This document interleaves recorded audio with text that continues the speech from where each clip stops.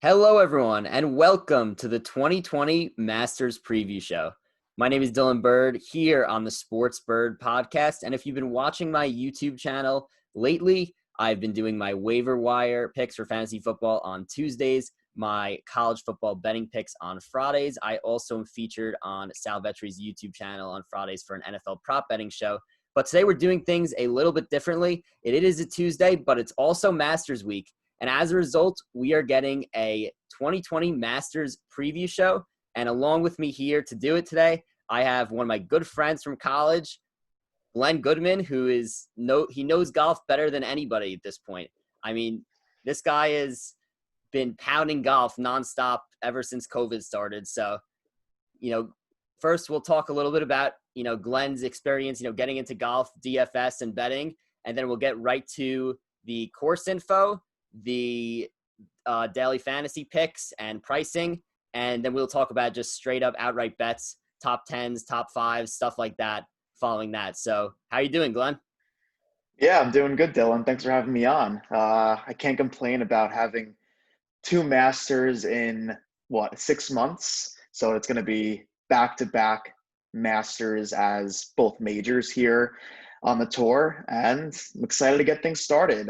Ever since the tour restart during the Chuck Schwab in June, we've really had jam-packed fields. We've had world golf tournaments, championships. So I'm excited for another jam-packed field and 4 days of just sweating. Yeah, I mean, it's kind of crazy because, if Tiger's master win in 2019 just feels like so long ago at this point. I mean, I think back to that, and I think it's crazy to even think that was last year's Masters. Now we're going to get two of them in the span of 5-6 months here, and should be a lot of fun. We're going to get a lot of majors in a short period of time due to COVID, and we've never seen a fall Masters before, so really excited for that. But before we get completely started with the course info here, I want to talk a little bit about, like the difference between me and you, how I love golf. I'm a huge golf fan, and so are you. But I'm more so the casual golf bettor where I'll throw on tournaments here and there, throw in a couple of DraftKings lineups. And that's probably what I'm going to do this week, maybe 2 or 3 DraftKings lineups.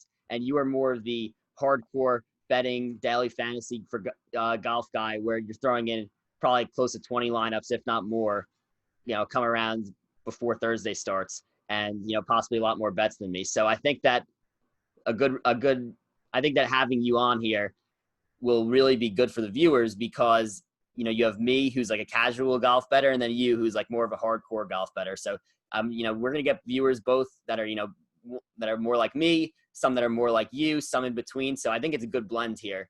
But first, just talk about like how you got, how you've, got so much into golf betting over the last few months, mostly, ever since, Chuck Schwab was the first tournament back and golf came back. But, just talk about how that's been and how you got into it. Yeah, for sure. I think we can both say that you're definitely the better golfer on the course, more competitive, more hardcore. But yeah, golf is new to me. I'm not going to lie. I started getting into it this summer in June. There was no other sports on. And then me and you were up at Penn State and say, hey, the Chuck Schwab's on. Let's, bet Brooks Koepka first round leader. Say, why not? And then we didn't really know much about it, or at least I didn't. And then fast forward, I don't know, the week after, I think they were at RBC Heritage maybe in the Carolinas. And yeah, I decided to take a little bit of a break and say, okay, let me try to know what actually goes on here in DFS, the pricing, stuff like that.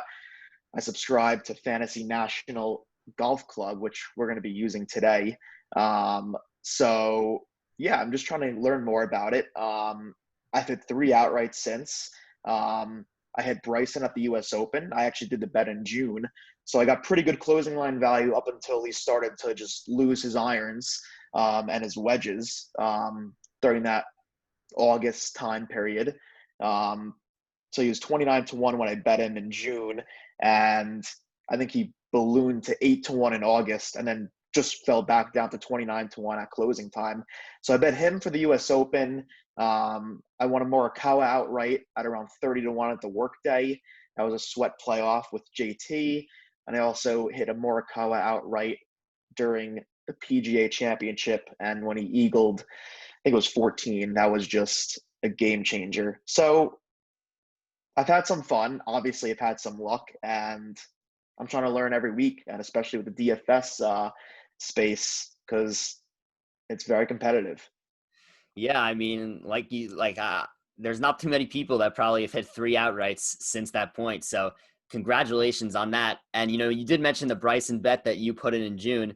I also put in that bet as well. So I hit we put in the bets for the PGA and the US Open at the same time, me and Glenn. Bryson to win both them. Obviously didn't win the PGA, ends up winning the US Open. And I was so pessimistic before the US Open. He had been playing horrible. I refused to put him in any of my DraftKings lineups. And I thought that, if he can't keep it on the fairway in a US Open, there's no chance he wins. And next thing you know, he's hoisting the trophy on Sunday. So Bryson Yeah, for DeChambeau, sure. yeah, look, good that I hit that, but really, really excited for the Masters before we get our little break before we hit the majors in the spring, but excited to talk about it here. And yeah, I can't say I disagree. Obviously, Bryson had a lead on Sunday at the PGA. I think he was tied for first. And then, I think he bogeyed 2 holes. I think it was 8 and 9. And the US Open, I guess hitting it long just matters more. I mean, no issue for him there with that wing foot rough. But yeah, it is worth mentioning. I think we're both very mad that we don't have Bryson futures for the Masters, the course he's basically built for.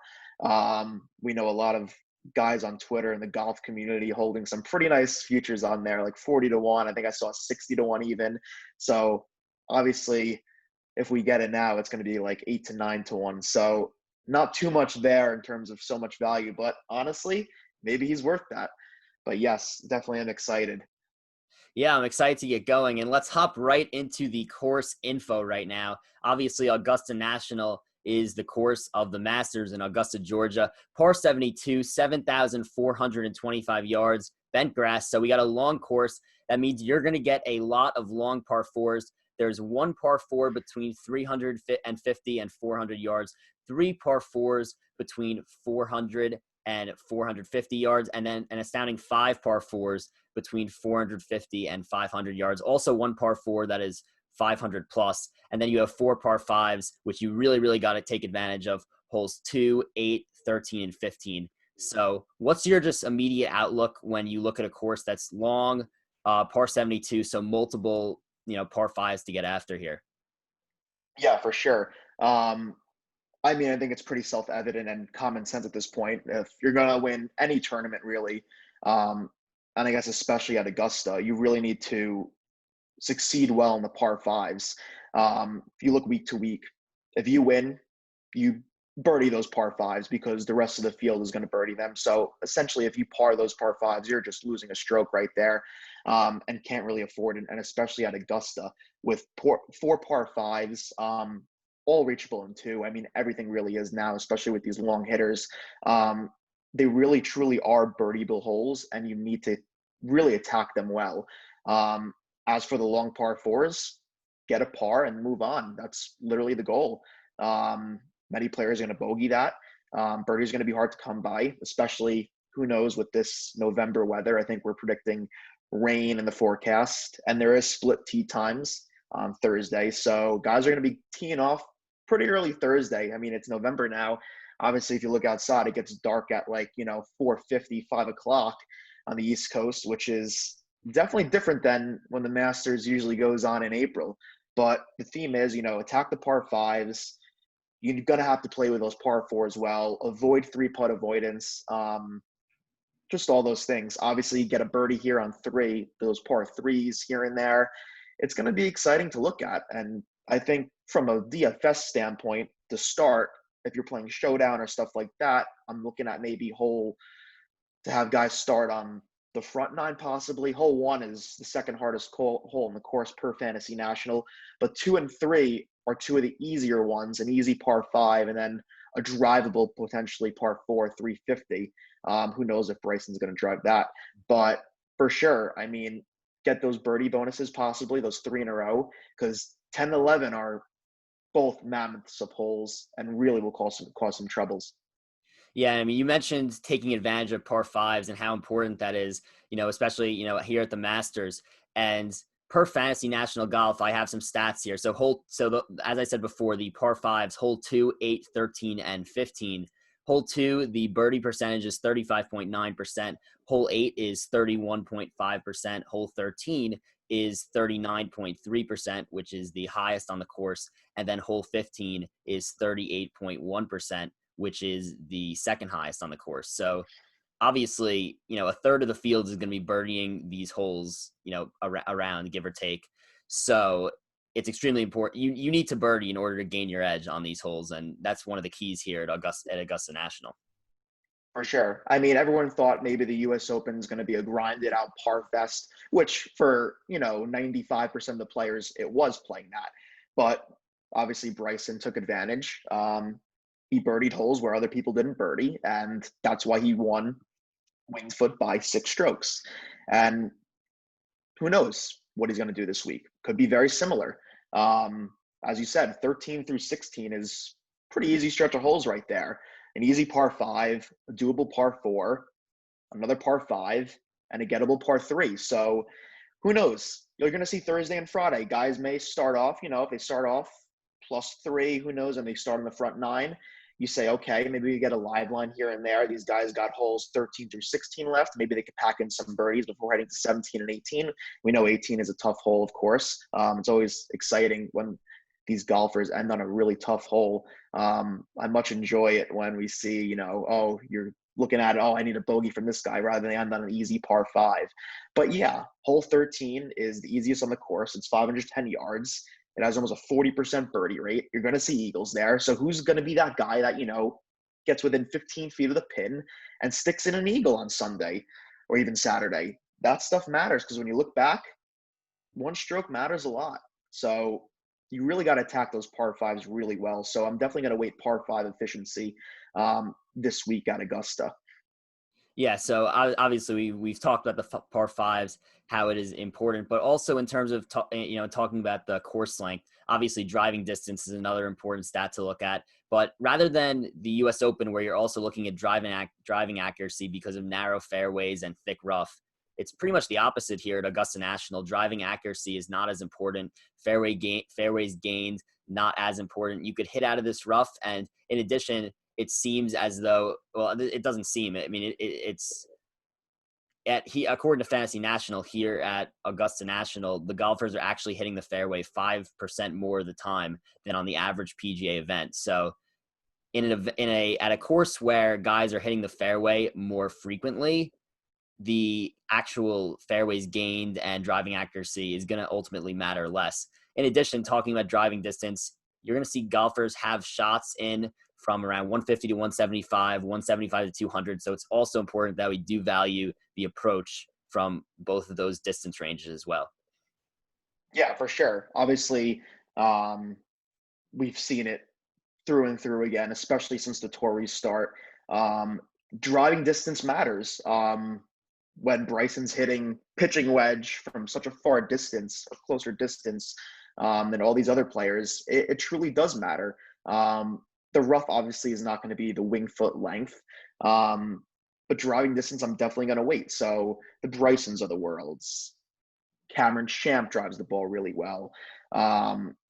Rory, obviously, DJ, Finau, so Kokrak.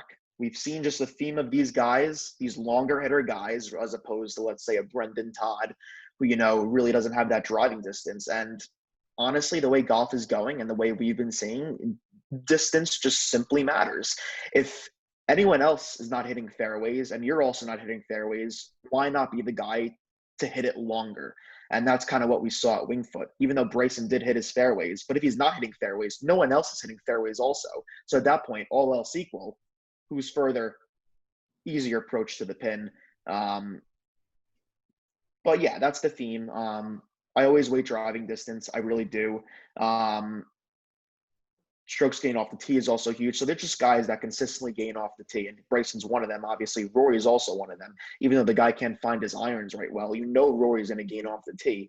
And who knows? Maybe he'll find his irons, or maybe he'll get a hot putter here at Augusta. But driving distance, I definitely weight a decent amount. And I think you have to. Yeah, I mean, I completely agree. But another part of the game that we're going to talk about here that does matter a lot at Augusta is the short game. Now, obviously, short game matters everywhere, but it matters a little bit more at Augusta. There is a direct correlation between finishing distance, I should say finishing position, and sand saves at Augusta National. Except for, the winner, there's a little bit less of a correlation with sand saves because you assume that they're not in the bunker as much. But greens in regulation, also very important in terms of a direct correlation with finishing position. And putting in Augusta is really important. These greens are lightning fast. They're very tough. And there's about 0.32 on average more three putts per round at Augusta National than the normal PGA course. So with so many three putts here, three putt avoidance is going to be extremely important when looking at guys that you want to take this week. Oh, for sure. That's spot on. And it really goes against what I normally play in a random DraftKings event. Let's say a 3M Open or something. I'm really not looking at putting or weighting putting that much. I know me and you debate this from time to time, but I kind of lean towards it's more luck than so. If you're going to win, you're going to have a hot putter. We've seen guys in DraftKings get a hot putter that are in the 6K range, 7K range, and they have top 5, top 10 equity. And if they don't have a hot putter and they're historically bad putters, like as I mentioned, Cameron Champ is a historically bad putter. Dylan Fratelli's an historically bad putter, just to name a random name. But if those two guys find the hot putter, you're going to see one of them go low. And so I'm going to definitely have to weight probably putting a little bit more than I usually do, and especially at Augusta because it's so important on these greens. But it goes against my thing, but obviously Augusta is different than a random course in Minnesota at the 3M Open, where I think Michael Thompson won, and he was just scorching hot with the putter.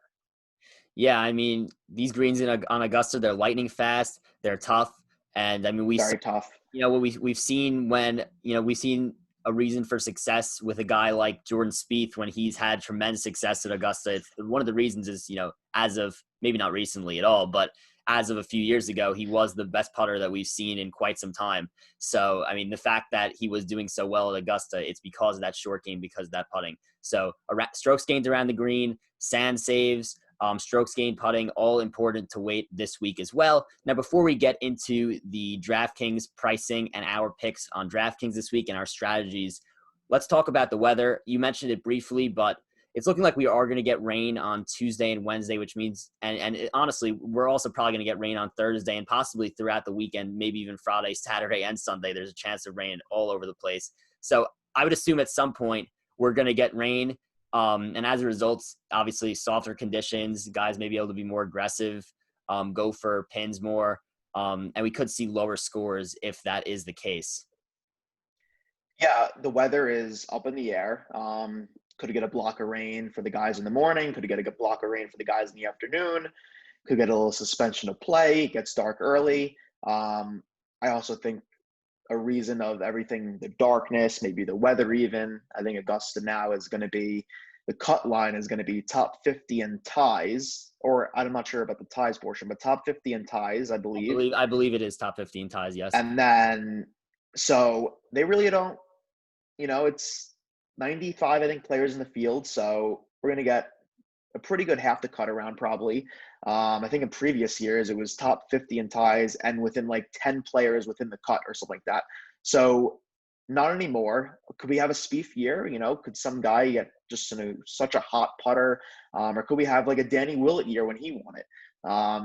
Who knows, honestly. And with November conditions, little colder in the morning, I mean, who knows what's going to happen? I think that's the beauty of it. I think we're all on the same playing field right now. No one knows. So who's going to get those 6 for 6s is really important. And that's every week.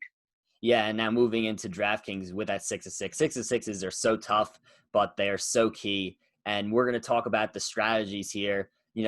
What if the strategies if you're only playing 2 or 3 lineups like I'll be doing, or the strategies if you are putting in 20 lineups, how you may want to be a lot more aggressive if you are putting in, a lot more lineups, and different ways that you could be aggressive. Other ways you could be conservative and aggressive at the same time if you are putting in those 2 or 3 lineups, lesser lineups, I should say, in general. But let's jump right into DraftKings prices here. And before we get started on that, just to recap guys who aren't in the field this week who normally are, we have Victor Hovland and Daniel Berger, who, I mean, they've seemingly dominated golf since the restart. But because of wonky rules, they are not eligible for the Masters. Obviously, we'll probably see them in April for the 2021 Masters, but for whatever reason, and I'm not sure if you know details on that, Glenn, but they are not eligible for the Masters. Pretty disappointing to see because me and you are both pretty big Hovland and big Berger fans. Yeah, it is disappointing to see, but I guess those are the rules. Those are the rules. Uh, the Masters, at Augusta National Golf Club, they follow strict rules, and they just didn't qualify for the 2020 Masters, which would have been held obviously in April. So we are still in the 2020 Masters, even though it is November. So they just sadly didn't qualify. Yeah, which honestly it stinks because those are two great golfers. Obviously, Berger beat Morikawa at the Chuck Schwab in June in a playoff. So, and he's just a great golfer. And Yeah, obviously, it's he's always he's an exciting. unreal, yeah.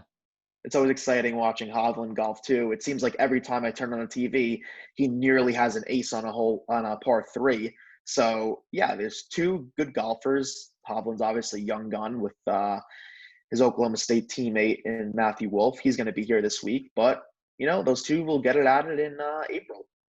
Yeah, for sure. And then two other names that are unfortunately not in the field, but were supposed to be due to COVID. Joaquin Niemann, who we've seen a lot of great things out of, another young gun, who's definitely had a ton of success after the restart. And then a former winner of this event in Sergio Garcia, obviously a seasoned vet on tour. So disappointing not to see both them as well.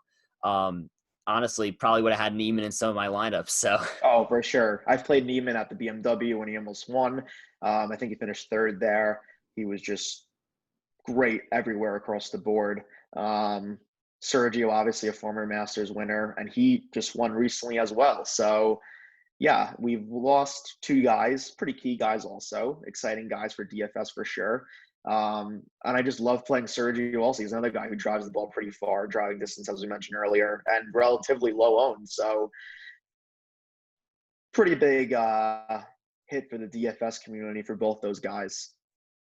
Yeah, I mean, Just makes it that much harder. Yeah, it is. It is what it is. Obviously, 2020 brings unforeseen circumstances, and this is one of them for sure. So, but let's get right into it. DraftKings pricing. Let's start off with the 10K range. We have 5 golfers in the 10K plus range this week in DraftKings. The top price guy, Bryson DeChambeau, priced at $11,200, and then we have Justin Thomas at $10,700, John Rahm $10,500. Rory McIlroy, $10,200, and then Dustin Johnson, our last 10-plus guy, at $10,000 flat. So what are your strategies going into looking at this 10K range? Who are guys you like, guys you are looking at, guys you're going to possibly stay away from? Give me the breakdown. Oh, for sure. I think it's obvious, Bryson being the top guy in at 11.2. It's a high price, but honestly, some may argue that he should be priced higher than 11.2. I think personally, I think he probably will win this week. That's just my honest opinion. 11.2 is obviously the most expensive player on the board, but I can't fault anyone that doesn't agree that he's the best player. I mean, I'm sorry. He is the best player. No one's going to argue that at 11.2. But I also can agree with anyone that says, okay, I'd rather start with DJ at 10,000, the number one player in the world, who almost won this past week.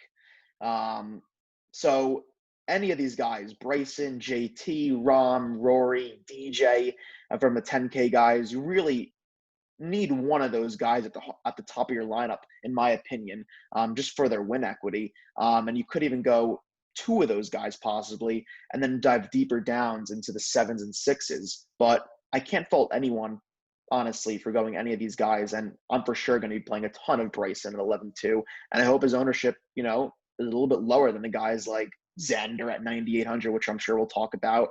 Rahm maybe. So what do you think, Dylan?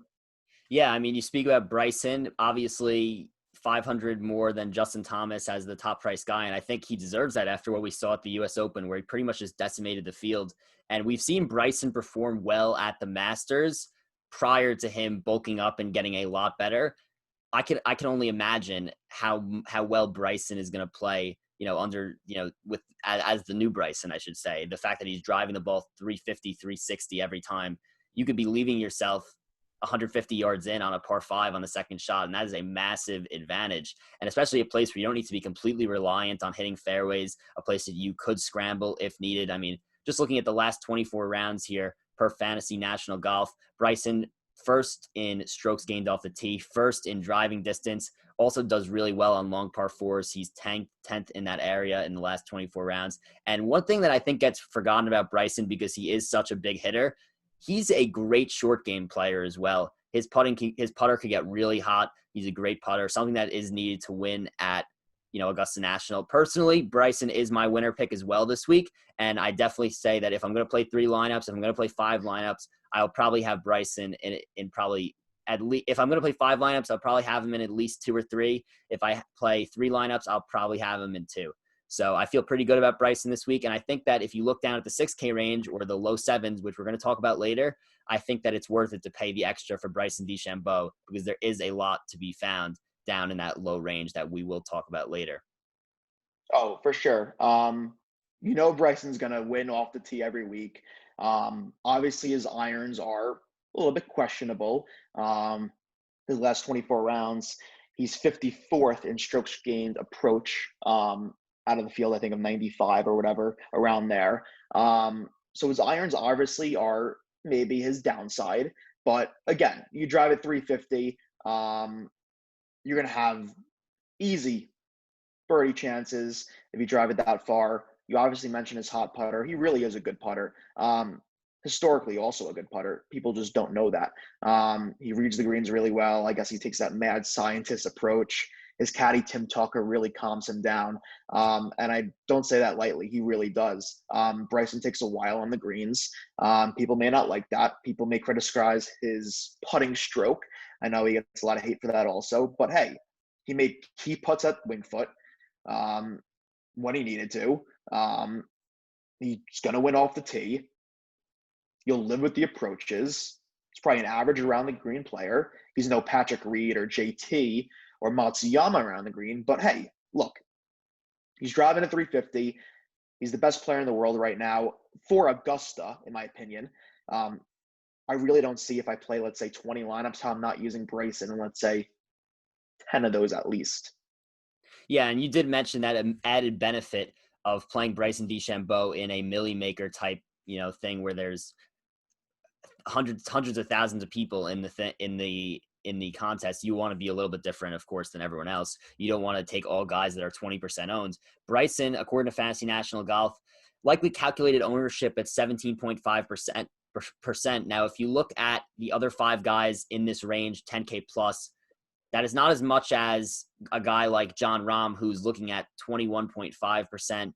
Dustin Johnson at 10K looking at 24.8%, which is pretty crazy. Now, obviously, it is, we are recording this Monday night. Things could change in terms of ownership as the week goes on. But just to, talk about the ownership here on the other players I didn't mention, Justin Thomas coming in at 17.4%. So around the same as Bryson DeChambeau right now. And then the lowest at 13%, Rory McIlroy. Now, let's just say that you aren't going to go Bryson in a lineup, or you are going to add another player to the Bryson lineup and go with 2 of these 10K guys. Who are you looking at as well as Bryson DeChambeau? Is it Rahm? Is it Dustin, those high ownership guys? Or are you looking more at a Rory where you could possibly gain an edge there? Yeah, honestly, I think people are just down on Rory. I don't know, Fantasy National, which is the stat engine we're using for this show right here, has Rory on a Monday night projected at 13.1. And obviously this is a projection based on the Fantasy National users, what they're inputting. So on Wednesday night, this could be 12, it could be 14. And obviously it's predictive of, let's say, come Thursday morning when you log on to DraftKings, you'll see the ownership rankings. But honestly, from this top point, all these guys have win equity. I'm not too worried about the ownership projections from the 10K plus side, but obviously my nature is when you're in a Millie Maker, a huge contest with I think like 230,000 people, and you're trying to win the $20 one. Um, why not choose the guy who has less ownership projection? Why not, especially when they have the same amount of win equity Yeah, as like a Roy or a Rom? Yeah, I mean, I completely agree. If you aren't a Millie Maker, you are playing a lot of lineups. You do want to go a little bit different. I think Rory's definitely in play this week. Rory McIlroy, he hasn't had a great year, not up to Rory's I mean, up for another player, maybe he has had a great year, but not up to Rory's standards. He has not had a great year. But Rory's a guy that's done great at the Masters historically. He finished top 5 at the Masters 5 straight years from 2014 to 2018, tied 21st last year. In addition, Rory, he doesn't rank that high in my model, ranks 21st in the model. Obviously still not bad, not completely great, but like we mentioned, there's so many different stats. The model that we create, first of all, it's not perfect. Second of all, it's not the end all be all.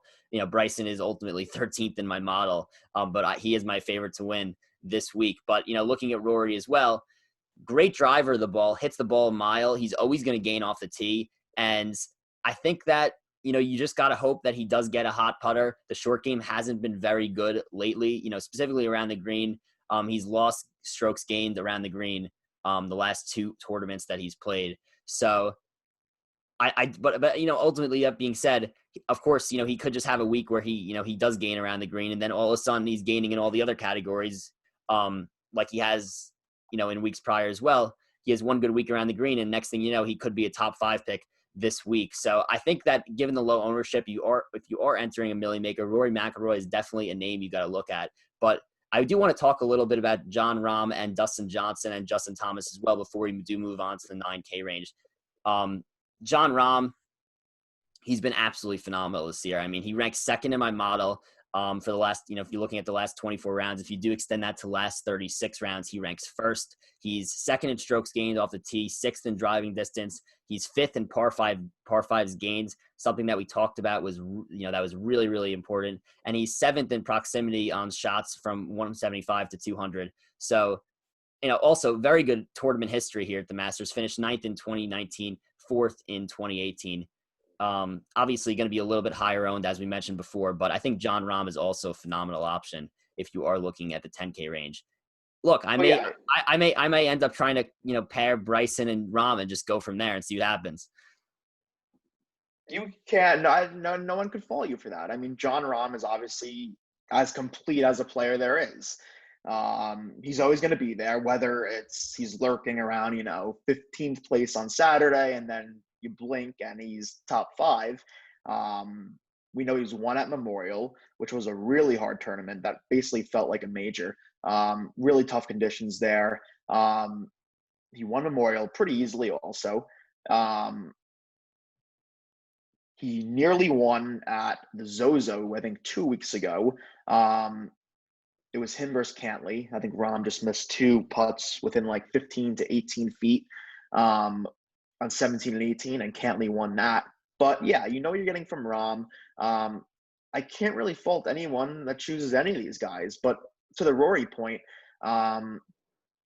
he's going for the Grand Slam. He doesn't have a Masters, has everything else.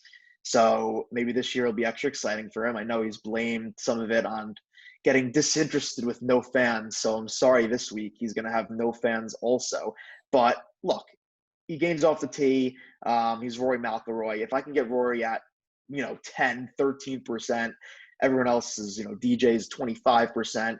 I'm going to have a hard time maybe not playing Rory if that's the case. And especially in a huge Millie Maker, I'll just have a hard time myself doing that.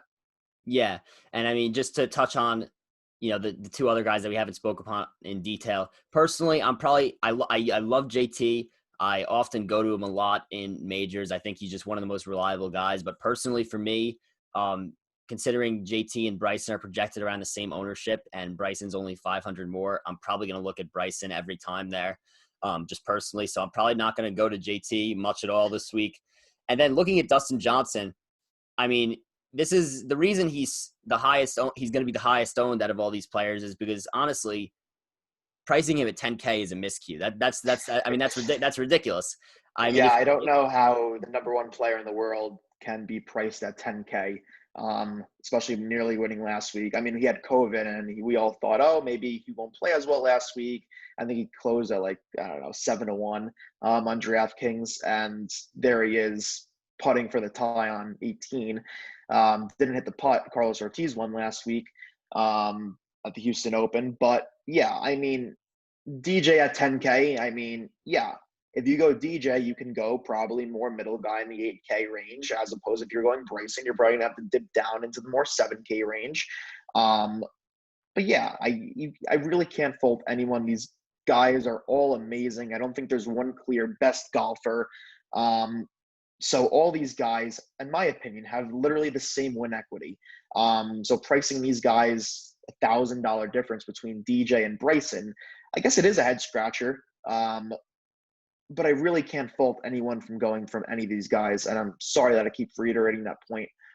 At this point, I really think I'm just going to do ownership projections, which obviously will mean probably more as you go down your card, and especially into the 6s and 7s. You obviously would rather play, especially in big contests, guys that are lower owned if they probably have the same win equity as a guy that's projected more. So, but from these top guys, you know what you're getting. You're going to need them at the top of your lineup because good players perform well at Augusta, and you know these guys are going to perform well. Yeah, and you pretty much hit the nail on the head. And last thing before we do move on, Dustin Johnson, in his last 6 events, he's finished first or second in 5 of them. And I was literally digging through him today, trying to find the reason he was ranked at 10,000. I'm like, all right, there has to be something up here. There is not. Last 24 rounds, 7 strokes gained off the tee, 5th in driving distance, 1st in strokes gained approach, 4th in strokes gained on par 5, 5th in strokes gained putting, 12th in strokes gained around the green, and 1st in strokes gained on par 4s from 450 to 500. So again, can't fault anybody who uses Dustin Johnson, but I will say that if you were going to use Dustin Johnson, do make sure that you go a little bit of a different direction, somewhere in the middle range or the low range to differentiate yourself from other people, but really cannot fault you for using Dustin Johnson. I will probably be using Dustin Johnson as well this week. I'll probably definitely have some of him, some of Bryson, some of Rahm, and some of Rory. Probably more so gonna lean Bryson and Dustin right now. Probably Rahm a 3rd and then Rory 4th. But I do want to make sure I grab, throw Rory in one lineup, because of that low ownership projection. But yeah, and going off one quick point about DJ, I think the 2 times I've used him, I think he shot 80 both times. I think he did awful at Memorial and maybe the 3M Open as well or something, where he just, shot a nice 80. I think he withdrew in one of them, and DFS was a chalk up that week. But yeah, you can't fault any of these guys. Yeah, so completely agree. Obviously, look, I want to spend a little bit more time on the 10K range because those are the guys that, people know a lot. Everyone's going to have probably at least one of those guys in their lineup. So it was important to just hammer across the point that it doesn't matter too much who you get up there. I think that all those guys are pretty viable options despite us, having favorites out of them. But looking over at the 9K range, there are 9 golfers in this range. We have Xander Schauffele at 9,800 as the top 9 guy. And then we have Brooks Koepka at 9,700. Patrick Cantley at 9,600. Colin Morikawa at 9,500. Tyrrell Hatton, 9,400. Webb Simpson, 9,300. Patrick Reed, 9.2. Tiger at 9.1. And Bubba at 9 flat. So we're not going to go over every single guy like we did in the 10K range, but I do want to ask you, who are you looking at in this 9K range? Who are you looking to grab? Who are you looking to avoid more so? Give me your breakdown of the 9K range. Yeah, honestly, I'm going to fade the upper 9s. I'm not a big Xander fan, although he probably will finish top 10, which I think is a good bet. I think Xander performs well in majors. He's very consistent. You're getting from Xander. But again, from an ownership projection point, I probably just won't pick him. I don't usually play Xander in DFS. I think the lower 9K guys are just as good, if not better, than what Xander is. And there I'm going to, pivot to the lower ownership. And I don't know about you, Dylan, but I think it could be a Patrick Cantlay week this week. He's had multiple rounds or multiple tournaments this year where he's right there, whether in the lead on Friday or whether in the lead on Saturday, and then he just really screws up on Sunday or screws up on Saturday, has that really bad round of shooting +3 or +4, whatever it is, when everyone else is shooting, let's say, -2 or -3, and he loses all those strokes to his competitors. But then again, he puts, 4 really good rounds together and beats Rahm at the Zozo. I really like Cantlay this week. And if I can get Cantlay around 10, 12%, I think Cantlay would be a great option pairing that with one of those upper 10K guys. I'm intrigued. Yeah, I mean, I think you make a few interesting points, but I'll start with the first one that you made. I'm likely also fading the upper nines. Xander Schauffele is always going to be high owned. I mean, like you said, one of the most reliable guys is probably going to finish top 10. The guy just seeks out top 10s in majors. He finished, tied second in the Masters last year. But like we mentioned, always is going to come with that high ownership. If I'm going to take a high owned guy up there, I'm probably just going to pay up $200 more for Dustin Johnson rather than take Xander Schauffele. So I will probably have no Xander Schauffele. I don't think I ever take him in DraftKings, and it's just because he is priced in that range always. Brooks Koepka, he's just, if this was last year, sure, but he's been too inconsistent, too unreliable for me to pay that much for him. Now, I do disagree with you about Cantlay. I'm not a huge Cantlay guy this week. I do know he has played well at this course, finished tied 9th last year, won the Zozo a few weeks ago in the last tournament he played, is 18th in my model actually. But the approach, other than, the Zozo where he won, but, just looking at his other tournaments this year, the approach hasn't been that great. His putter has been up and down. And as a result, I'm not a fan of taking Cantlay at this price, 9.6, but rather looking down $100 where I could get instead Collin Morikawa. Now, let me talk about Morikawa a little bit before I give you time to respond about Cantlay, but I'll probably look at Morikawa in this range over Cantlay, and a few reasons. So has he not been great lately? Yes. I mean, ever since the PGA Championship, it looks like he has been struggling to find what he had before. But I was pretty much looking into these tournaments. Why is Collin Morikawa not performing as well as he was? And the answer is he's still gaining in strokes, in his approach. He's still gaining strokes in his approach pretty much every tournament. And that was really the thing that made him great. It's just the putter has been completely awful. Like he has lost whatever he had with his putter, he's completely lost.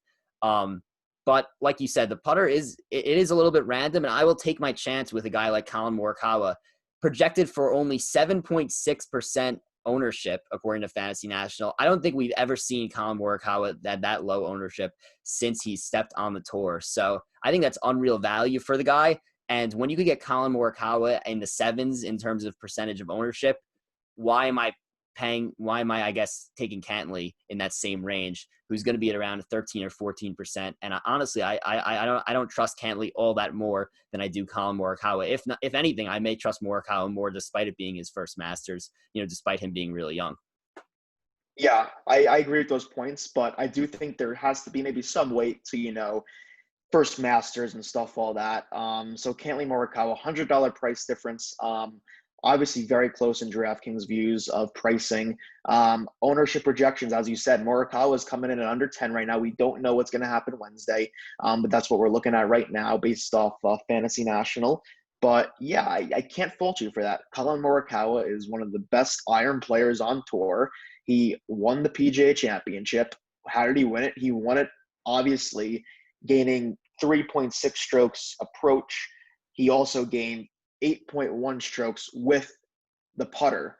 And that's a trend for him. And obviously that's a trend for everyone. If you putt well and you succeed elsewhere, that's why you're going to win these tournaments. He won the workday with a hot putter. He was down 3 strokes to JT with 3 left to play.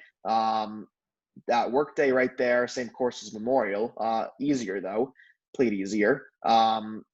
He hit a 25-foot putt in the playoff there to force another playoff and ended up winning that. So if Morikawa can get a hot putter, he's obviously right there. And it's hard, I guess, not to play him when he's owned at 7, 8, 9, 10%. And obviously I have a soft spot for Morikawa. I think we both do. How could you not like the guy? But yeah, it's definitely a play in the 9,500 range, and I can't fault anyone for doing that as well. I'd rather play Morikawa at 9,500 than obviously Xander at whatever he's coming in at, I think 9,800. So yeah, obviously I'd rather pivot to the lower 9K guys. And a quick note on Hatton. I know Hatton's been playing well also. He won the big BMW championship in England. That's like their big tournament on the Euro Tour. Um, he's a good golfer. Tyrrell Hatton is just a good golfer. Um, his irons are always dialed in. Maybe he'll enjoy the rain. Rains a lot in England, so maybe he'll enjoy the little maybe nasty Masters. I'm always a fan of Hatton. I've played him plenty of times on DraftKings. I can't say I'm ever that disappointed in Tyrrell Hatton. I don't know about you, Dylan. I think, look, it may be personal here with me and Haddon, but Haddon actually ranks sixth in my model. I think every single time I've touched the guy, he's had one of his off rounds. Personally, I'm not a huge fan of Haddon here because I am a fan of Webb Simpson, who's $100 less, 9,300. Now, Webb is not your prototypical golfer for this course. I mean, he doesn't hit the ball like that far compared to a lot of other guys. His driver is not.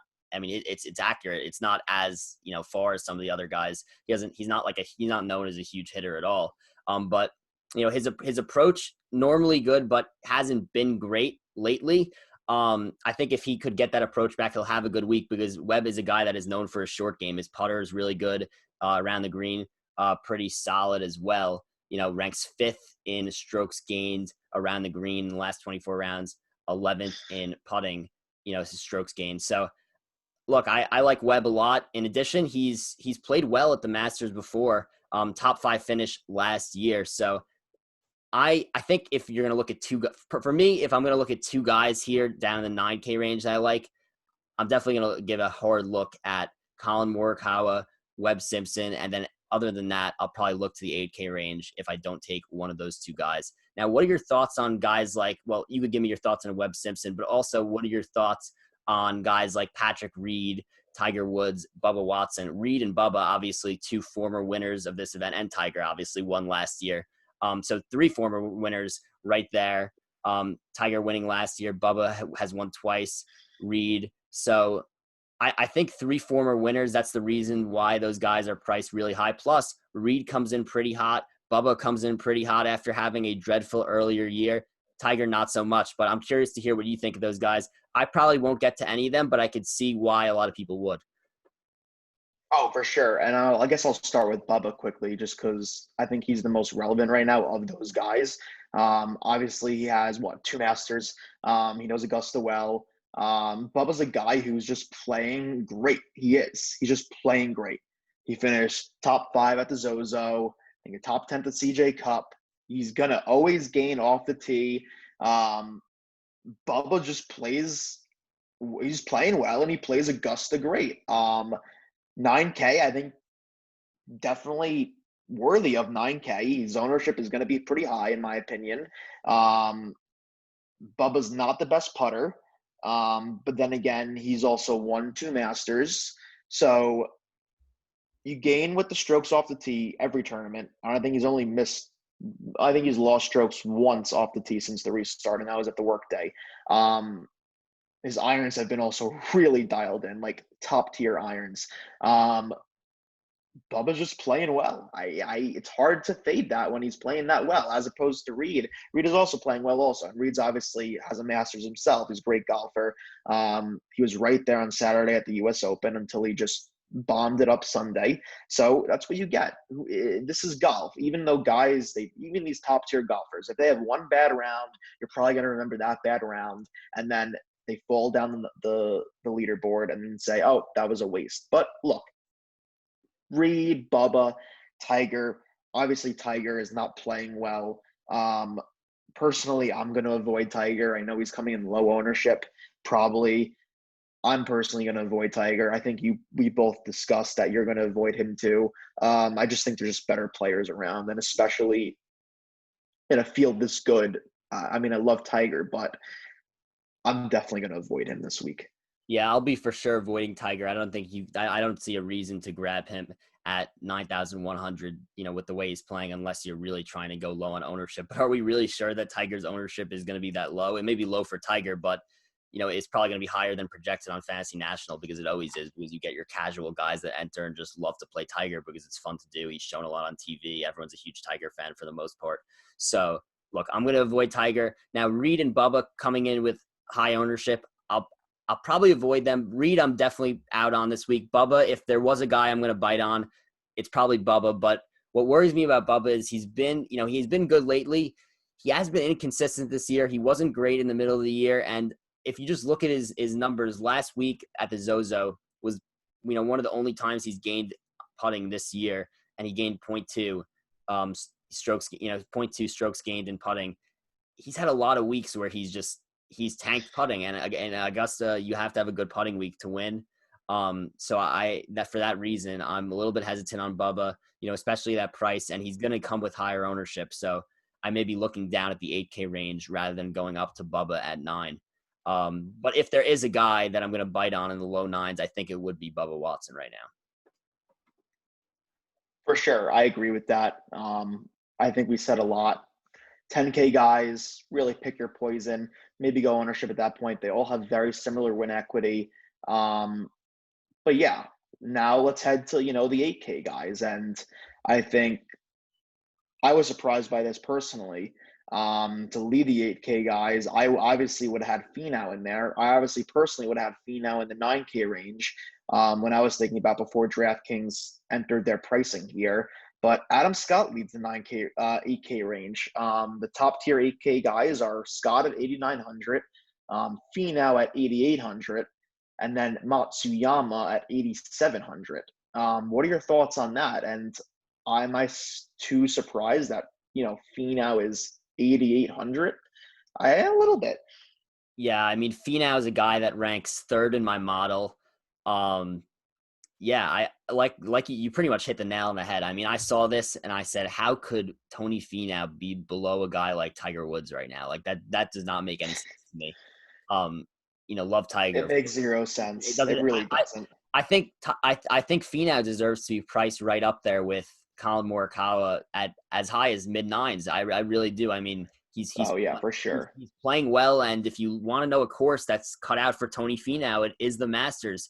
If I was not going to pick, and we'll get into this when we talk about our outright bets following the DraftKings, but if I'm going to pick a guy in this range to win, it's probably going to be Tony Finau. I mean, the guy is 6th in stroke, last 24 rounds talking here based on, Fantasy National stats, 6th in strokes gained approach. He is 7th in driving distance, 3rd in sand saves, 3rd in strokes gained par 5s, 7th in proximity 150 to 175. So, and also 14th around the green. So he's hitting those key stats that we did talk about. Really, really hits the ball a mile off the tee. I mean, he goes a little bit underrated, when everyone's talking about Bryson, but he's close to Bryson in terms of driving distance. He's up there. I mean, this last, he's seventh in driving distance. He's right up there. So I think Tony Finau could have a really good week. Also, Finau, he's always high owned in DraftKings, and given him being priced this low, you're going to see his ownership sky. Right now, Fantasy National has him at 22.5, which is the second highest behind Dustin. Yeah. Second highest behind Dustin Johnson. So my advice to you would be fine if you want to take Tony Finau. Just make sure you are going in other directions in other way, because you do not want to end up with some kind of chalk of Dustin Johnson, Tony Finau. Like that's asking yourself to have similar lineups to pretty much everyone else, and you don't want it to matter a lot less when Tony Finau is hitting birdies, hitting eagles, because everybody else has Tony Finau as well. So just make sure you're different in other spots if you're going to take Tony Finau. Also, Finau, a guy who, again, another one of those guys, if you're looking, you're looking for reasons that Finau would be priced this low, and there are none. I mean, he's played well the 2 times he's played at the Masters, tied 5th last year and tied 10th the year before. I believe 2018 was when he basically sprained his ankle in a practice round and then just kind of played through it, which was impressive and hilarious at the same time. But yeah, Finau is a guy I legitimately think could win. We'll talk about this a little bit more when we talk about the bets later. But yeah, I love Finau. Adam Scott, former winner, probably going to stay away from him. He's just playing – he's playing average right now. I don't think he's playing well enough for me to take him. And Matsuyama, I like. He's played well here in the past. He is going to come with some high ownership. So again, if I'm going to take a high ownership guy, I'm going to take the guy who I think is better in that same price range, and that's Tony Finau. So I probably will not get to Matsuyama. I probably will not get to Adam Scott. I will definitely get some of Tony Finau. Yeah, Scott always plays the Masters well. Top 20 last year, won in 2013. Top tens scattered all over the 2010s. Plays the course well. So honestly, Adam Scott to Finau, on a projection standpoint, may not be that bad of a pivot. I always don't enjoy playing guys that are 22, 23, 20% owned. And especially in a contest of 230,000 people. Look, I love Finau. I may bet him at 35-ish to 1, 40 to 1. Will I play him in DFS? Honestly, if I have to choose right now, no, just because I'd rather, if he somehow misses the cut, 25% of the people, boom, bye-bye. So in a contest that big, you really need that unique factor. And at that point, if two guys, are very similar golfers, and all the, Matsuyama, Finau, Scott, they're all great golfers. At that next point, I say, okay, they all have that equity, top 10 equity. And that's all I really want with an $8,000 guy, upper 8K guy. They could win each of them. So the next point you really got to say is, am I willing to bite the bullet on that high of ownership? I think we've seen high ownerships. I think Webb, one of the tournaments, I think it was Wyndham. Webb was just like maybe 30% owned. And look, if Webb beats me, he beats me. I'm not playing a guy that owned. I'm just not doing it. I'll take the rare chance he misses the cut, and then I'm right in the gist of things. But again, all these guys are great golfers. I'm just pivoting to ownership then. Yeah, I mean, just kind of a different viewpoint between me and you. I obviously agree that ownership is important, but like I said, I will be pivoting in other areas if I do take Tony Finau, which I do expect me to in at least the lineup. Now, looking at the rest of the 8K range, guys, I'm looking at the next guy. You have 8-6 Tommy Fleetwood, another guy who's very overpriced right now. The way he's playing, not really going to look at him. But a guy I do like is Matthew Wolff. 8,500. He's played awful lately. Like the last two tournaments he's played in, like people are going to cringe when they look at Matthew Wolff the last two tournaments, without a doubt. I mean, he played in the Zozo, finished 50th, minus 2 strokes gained, strokes. He lost 2 strokes to the field total, lost off the tee, lost around the green. He did gain 4 in approach, but lost 2 total, which is really bizarre. And then you have the CJ Cup.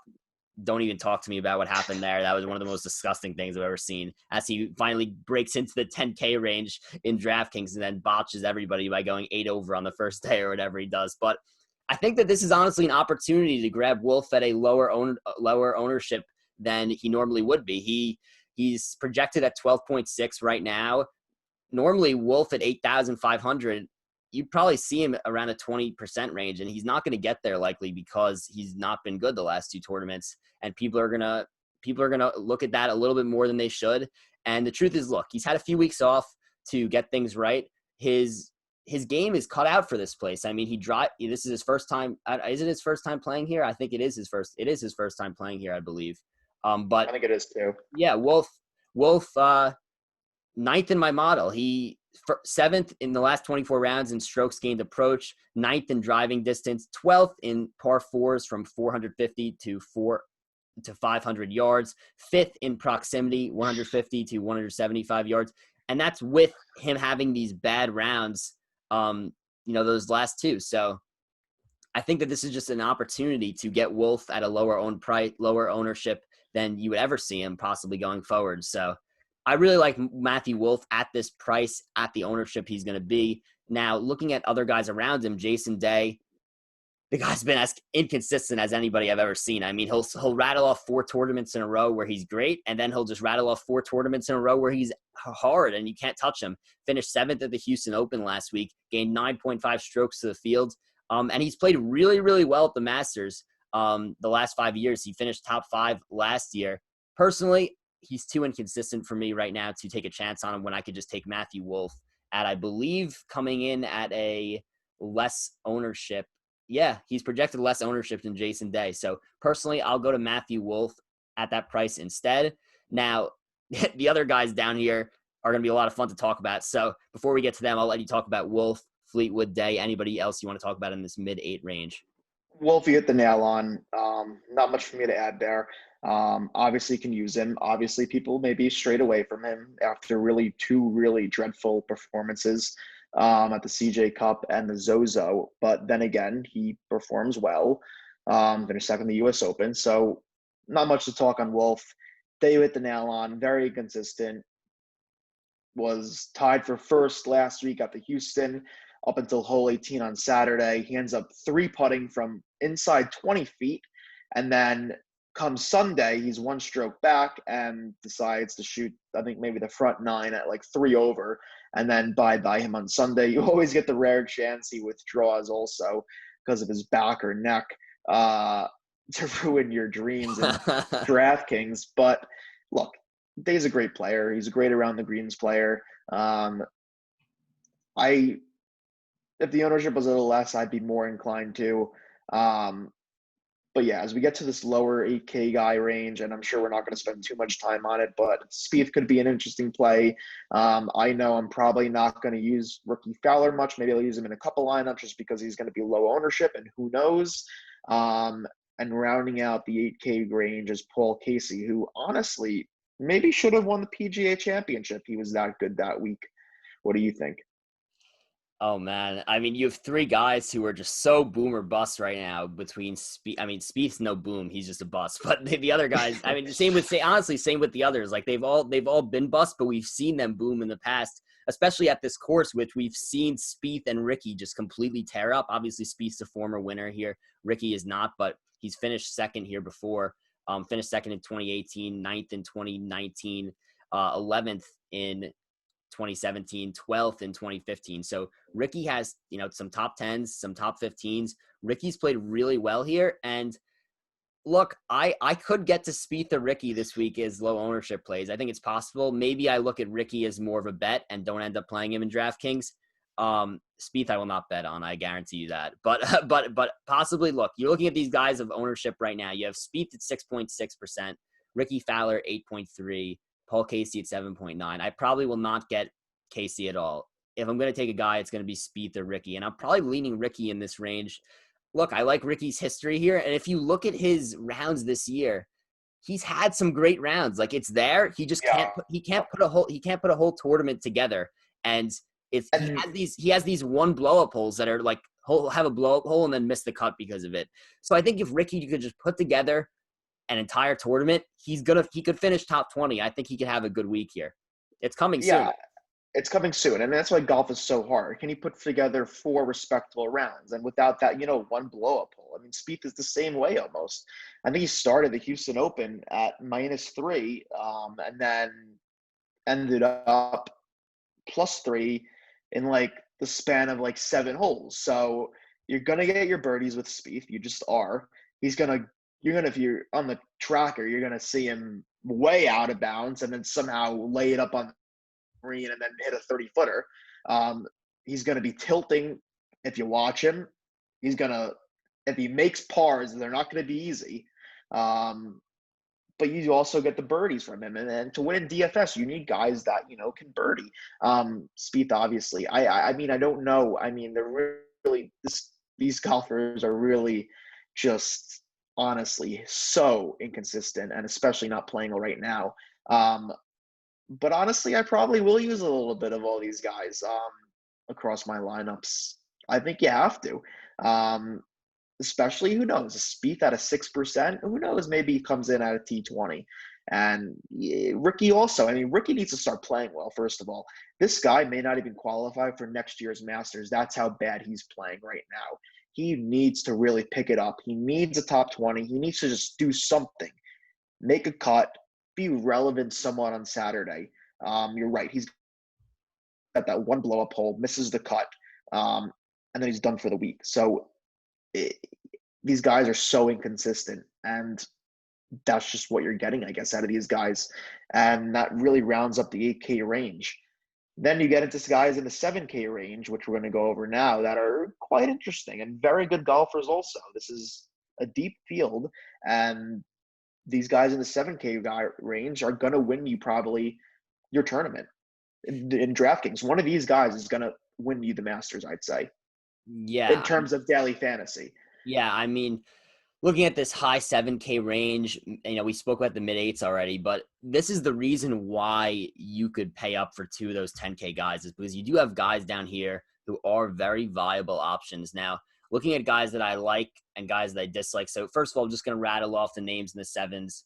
You have, from high. So you have Louis Oosthuizen, 7'9", Scotty Scheffler, 7'8", Rose at 7'7", Matthew Fitzpatrick, 7'6", Sungjae Im, 7'5", Phil Mickelson, 7'5", Abe Ancer, 7'4", Cameron Smith, 7'3", Shane Lowry, 7'3", Gary Woodland, 7'3", Lee Westwood, 7'2", Billy Horschel, 7'2", Matt Kuchar, 7'2", Cameron Champ, 7'1", Kisner, 7'1", Todd, 7'1", Kokrak at 7, Ian Poulter, 7, and Danny Willett at 7. So huge range here. Now, to talk about some guys that I like at the high sevens, unfortunately will pick up a decent amount of ownership also, but Louis Oosthuizen, a guy that always comes to play in majors. I mean, there's just something about this guy. He's always there in majors, and he loves to play at the Masters as well. He ranks 22nd in my model. Really good. Sand staves, 7th. Strokes gained on par 5s, 7th. Around the green, 22nd. Putting, 20th. So short game, really, really good. It's what's going to matter here is, could the approach be good for Oosthuizen? And that's where I look at him. And also at that high 7K range, look at a guy like Scotty Scheffler, who was playing out of his mind before he got COVID, came back from COVID, slowed down a little bit, kind of lost his rhythm. But he's a guy that you would have looked at, at the time that he, right before he got COVID, when he was playing insane, you would have looked at that guy and said he could win this Masters. 6th in strokes gained off the tee, 11th in driving distance. Of course, this is last 24 rounds as before. 12th in strokes gained, par 4s, 450 to 500. 12th in strokes gained, par 5. 8th in three-putt avoidance. So he's kind of got it all. The short game is not that good lately, and that I think is what's holding him back a bit. Plus, I mean, if you look at the last few tournaments that he has played in, Scotty Scheffler, hold on, we are loading here. I'll just bring it up. But yeah, Scotty Scheffler, before COVID, he looked like one of the best guys. He was playing like one of the best guys in golf. And ever since then, he's literally not been able to hit irons.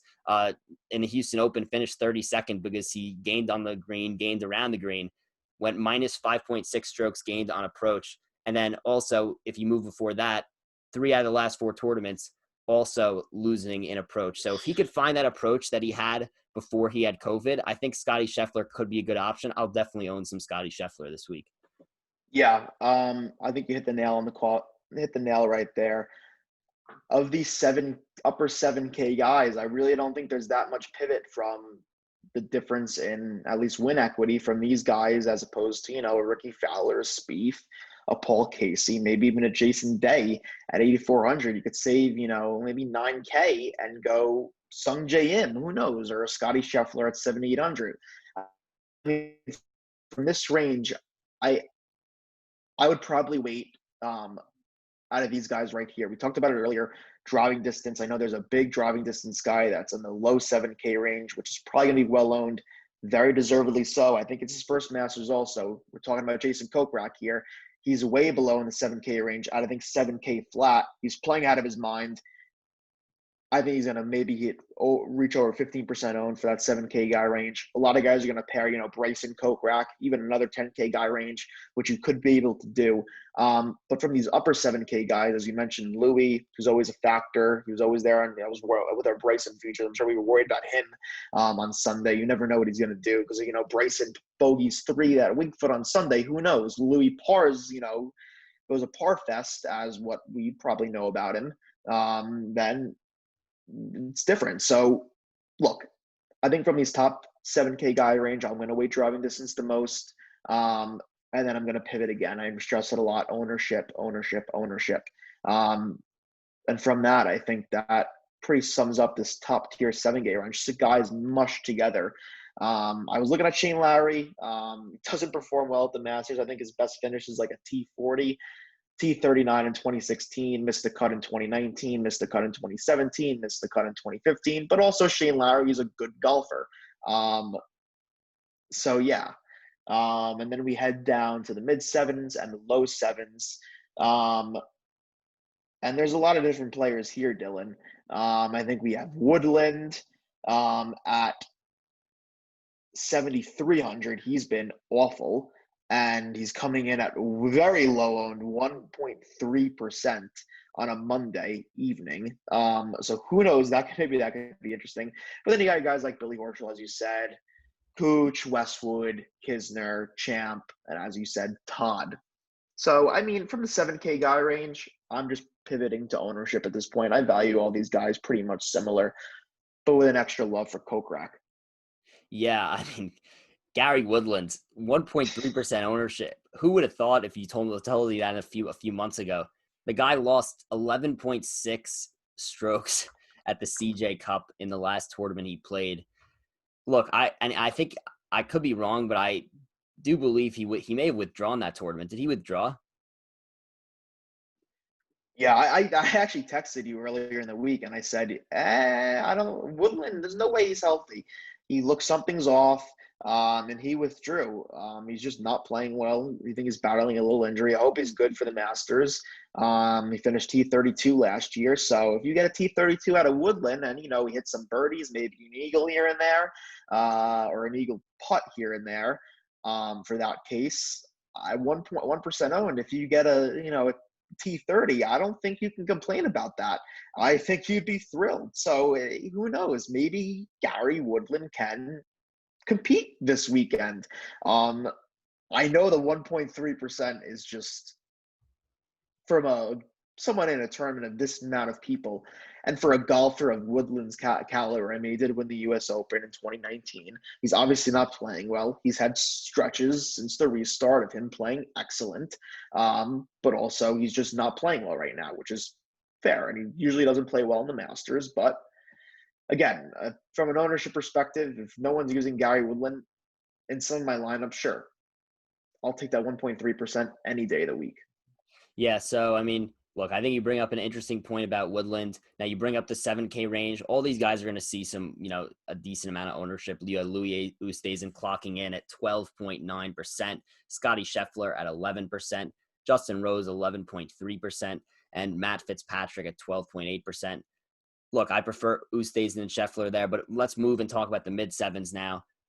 I'll talk about a few more that I had flagged, and we'll get to Kokrak. You mentioned Kokrak. I'm a huge fan of Kokrak as well, but let's just talk about the mid sevens first. A few guys I flagged here. So we have Sungjae Im. Sungjae, I mean, the guy's projected 6% ownership.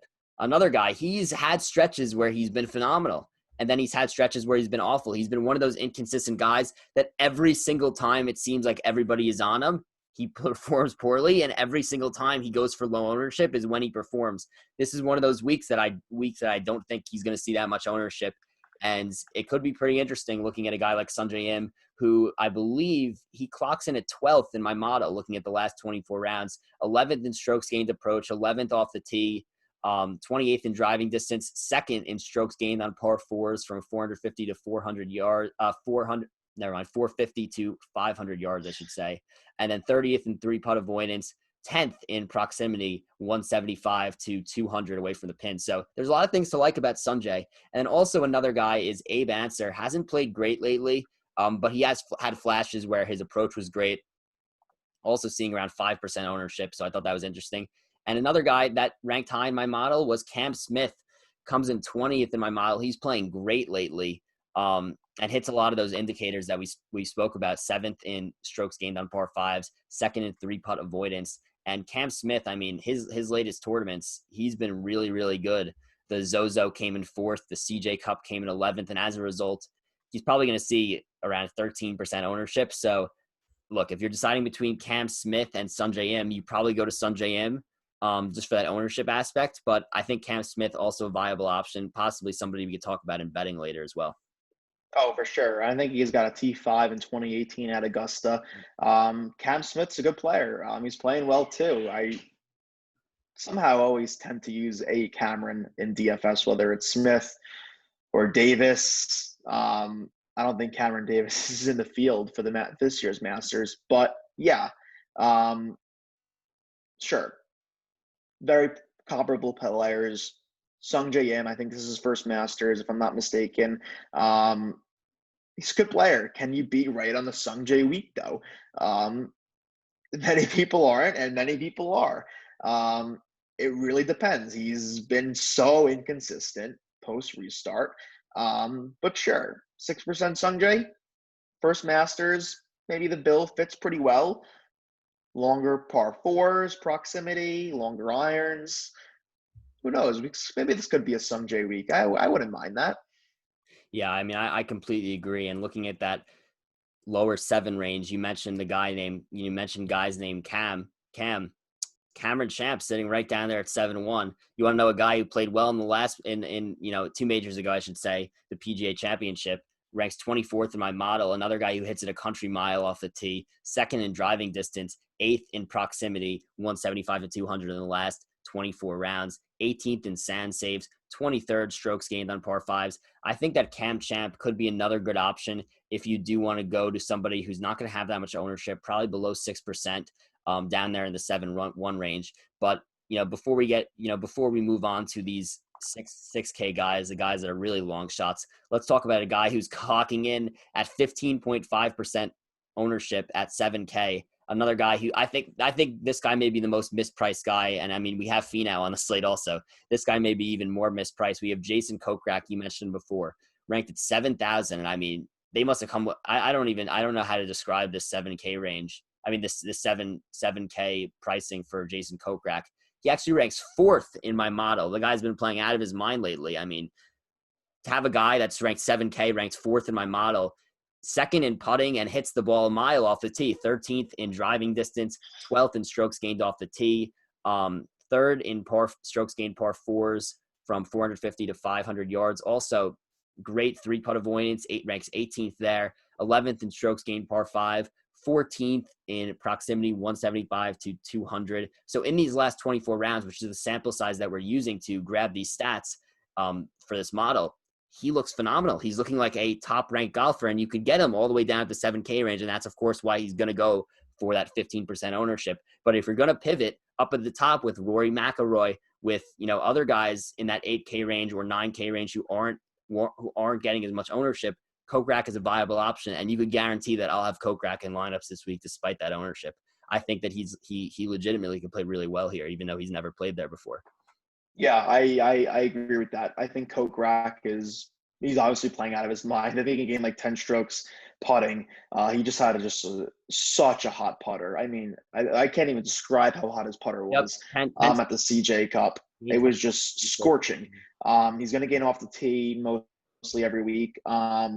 I think, yeah, sure, 7K, very low. Obviously, right now I'd rather have him probably over any other guys in the 7K range. But again, with that low price in DraftKings, you're going to pay a high premium. So then you have to wait. Are you going to want to play a 7K Kokrak, or do you want to pivot and play a 6% Sung Jae, or a lower percent Cameron Smith, or a lower percent Cameron Champ, or it's a really interesting thing. And that also depends maybe how are you starting your lineup? Are you using higher owned 8K guys, 9K guys, 10K guys?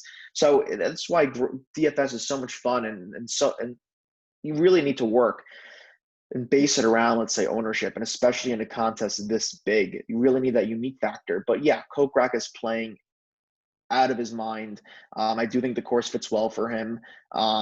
You know me, I love long hitters. I think long hitters are going to win this week. And he's one of those guys right here, even though you mentioned it is his first Masters. Yeah, I mean, the course profile is perfect for him. He is the guy who's good at, great short game player lately, but also hits the ball far, gained like 17 strokes just in general at the CJ Cup, which he won. So he's been out of his mind. I expect him to get a lot of ownership, but should not necessarily hold you back from taking him as long as you could pivot in other places. Now let's move on to the 6K range. More of just our shot in the dark, long shot guys. Not going to read off everyone in the 6K range. Yeah. A lot, obviously. But just to look at some guys that I like, we have a guy that popped up as 15th in my model down here at 6,900. We have Eric Van Rooyen, 15th in my model. And the reason why is because he's gaining off the tee. He's gaining on approach, 17th in strokes gained off the tee, 13th strokes gained approach, 20th in strokes gained par five, 23rd in three-putt avoidance. So he has some metrics here that I do like this week. And look, I mean, if you look at his ownership, it's hovering around 9% right now, which is, I guess, people are looking at the same stuff that we are. It says 9%, but Van Rooyen's one of those guys that I think ultimately will probably be a little bit lower than 9 once we enter our lineup and get into the contest. So Van Rooyen's a guy I like in the high sixes, who I think is probably going to get a little bit less ownership than it says right here. And then another guy I'm looking at hard is this guy will get ownership, definitely, but one of my favorites. Don't know if I could pass him up. We have Siwoo at 6,800, I should say. Another guy that I just think is very underpriced. I mean, ranks well in my model as well. Siwoo's been playing great golf. He's first in strokes gained around the green in the last 24 rounds. He's second in proximity, 175 to 200, 20th in par fours, 450 to 500, and 15th off the tee. So, and not to mention, Siwoo has played at the Masters before, and he's played well. I mean, he finished 21st, tied 21st last year, tied 24th the year before. He has a good history, and he's playing well. So I like those two guys from the high sixes. Obviously, those at least Siwoo will probably come with higher ownership. Van Rooyen, I'm not too sure about that yet. Who are some of the guys that you like up here in the high six range? Yeah, those two guys are probably, look at the eye. I have a soft spot for Kevin Na always. He comes in at 700. And pretty low ownership. I mean, weekly low ownership for Yeah. Kevin Na. I just have a soft spot for Na. I just do. I think his win. Yeah, I don't know why. I just do. I don't want to explain it. I just do. He's in that I day. always seem to live bet Kevin Na or play him in DFS, and he's right there, and then he, three putts or whatever, or birdies 3 in a row, and then just gives 2 back. But look, from the 6K guy range, you're really going to have to get lucky. The upper six is probably more consistent with Siwoo and EVR. And then you get guys, Sebastian Munoz obviously is relatively high owned also, or usually too. He's also playing pretty well, honestly. He could be a good value bet also. I think he was 250 to 1 a couple weeks ago for the Masters. I think that lowered to 200 to 1. But look, the 6K guy range, you're going to have to get lucky with these guys. You're going to get lucky in general in DFS. So whether you choose Kevin Na or Rafa Cabrera or any of those guys, like, you're going to have to get lucky with these 6K guy range. Maybe the upper sixes, a little bit more consistency, but also the lower sixes also. I have soft spots for people also. I think we're going to, if you have to choose one guy, let's say in the lower sixes. For me, it would just say, or mid to lower, I would just say, Dylan Fratelli. I just always play the guy also. He's an awful putter, but again, from right here, what else do you want from these guys?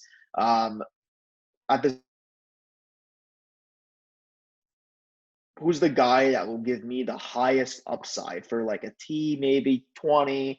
Could I get really lucky, get a T15, maybe a T10?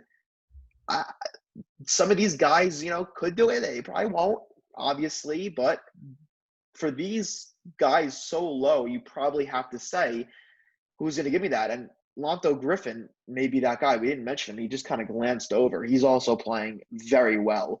Didn't play well last week, but look, these guys win equity. Griffin's probably the highest out of all these guys. Yeah, I mean, I don't want to get too much into the 6K range because we already went very much into detail, and I do want to get into bets quickly before we head off for the night. But other guys I'm looking at down here, we have Zach Johnson.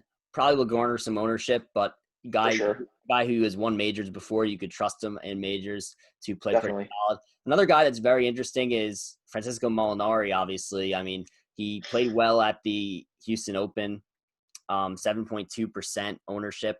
I'm going to go to him if he's that low. I mean, he finished in, second place last year. Played well at the Houston Open last week. I like Molinari.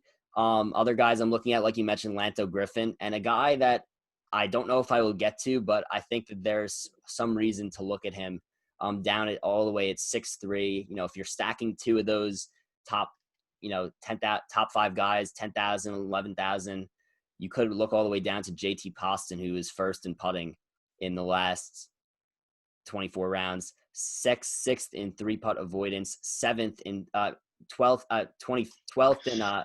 in strokes gained par 5, 25th in sand saves. So there's some key stats to like for Poston Guy's not been playing that well lately at all. But I think if you're going to take guys in the 6K range that are low owned, you kind of look for that specific skill set or guys who are going to excel in a certain area. You figure if they could at least get that, maybe if they have a hot day with the driver, things could go right for them. So. Yeah, perfectly said. Look, the 6K guy range, close your eyes, put all the names in a hat, and honestly start picking them. Their ownership's probably all going to be very similar, at least in the lower part of the 6K range. Mid to upper sixes, sure, they may differ a little bit, as you mentioned with Munoz and Siwoo. But yeah, you're going to get luck. You're going to need luck out of these 6K range guys. And I think that concludes us going over the slate in terms of DFS. We're not going to talk about any of the lower 6K guy range. Obviously, you could probably eliminate the PGA Tour of Champions guys, essentially, the Larry Mizes and the Weirs and the DJs. We got Trevor Immelman going from CBS booth to the course this week. So I mean, Freddie Couples headed out there this week. Bernhard Langer. Yeah, you can eliminate those guys, but eliminate those guys. Maybe Bernhard can make the cut. So who knows? I mean, he's probably going to be the most owned out of any of those guys down there.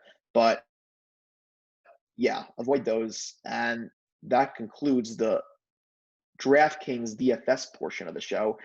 So Dylan, what do you expect next? Yeah, I mean, let's head to bets. Obviously, we've already been rambling on for a while now. About yes. there's been a lot to talk about, but I want to throw in some picks here quickly before we head off.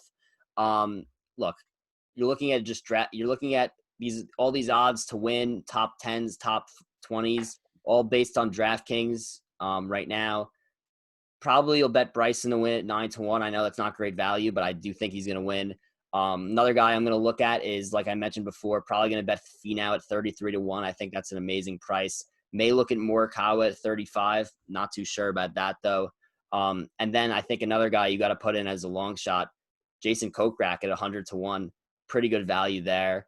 I may look, I skipped over him, but I may look at Ricky Fowler at 70-1. I mean, he's never won a major. Like you said, I think that you're never going to see that again from Fowler. Like, he's never going to be at 70-1 ever again. I truly believe that this is not going to be like a 3-year thing with him. I don't think that's going to happen. Like what we've seen with Spieth. I think that Fowler will gain it back. So I'm looking at those guys potentially as winner picks. Now moving on to other guys that I'm going to take possibly as top 10s, top 5s. I also do like Finau top 10 at plus 300. I look at a guy like Kokrak again. These are winner picks, but also pretty good value, plus 550 to finish top 10. Now, if you're looking at guys a little bit lower that could finish top 10, Siwoo Kim plus 1,200 to finish top 10. So I like that a lot. Now, if you're moving on to top 20s, maybe you want to get a guy like Eric Van Rooyen plus 300, Siwoo Kim plus 450. So these are all guys that we mentioned in the DraftKings portion of this podcast, but also look like pretty good bets as well. Yeah, and obviously line chop for all of these. A lot of the books have different differentiating factors. I know FanDuel is different than DraftKings and a lot of these, and it matters. It really does matter. If you can get a guy at 11-1 and FanDuel's offering them at 14-1, why not choose the 14-1 option? It's definitely matters, for sure. But yeah, top of the board, Bryson 9-1. Obviously, the favorite with DJ, according to DraftKings. Sure, maybe I'll have some stake in Bryson. Not my first look right there, just because I know 3 months ago I could have got him 40-1, or 4 months ago could have got him 40-1. So that's my own self thinking that. I do like Finau. I do like Finau 33-1. I think Finau is a great golfer. It really is. I don't see a difference between Finau at 33-1 and, let's say, Xander at 16-1. I just really don't. I agree. Why can't I get double the value Finau has? Seriously, I don't really see that logic there. I know Xander's produces top 10s also, but Finau's going to win sooner than later. Sure, if I want a little bit of, I agree, Kokrak 100-1. They have a better price than FanDuel right now. Yeah, Kokrak 100-1. If I really want to go a bomb, Billy Horschel, maybe 150 to 1. He's shown some instances.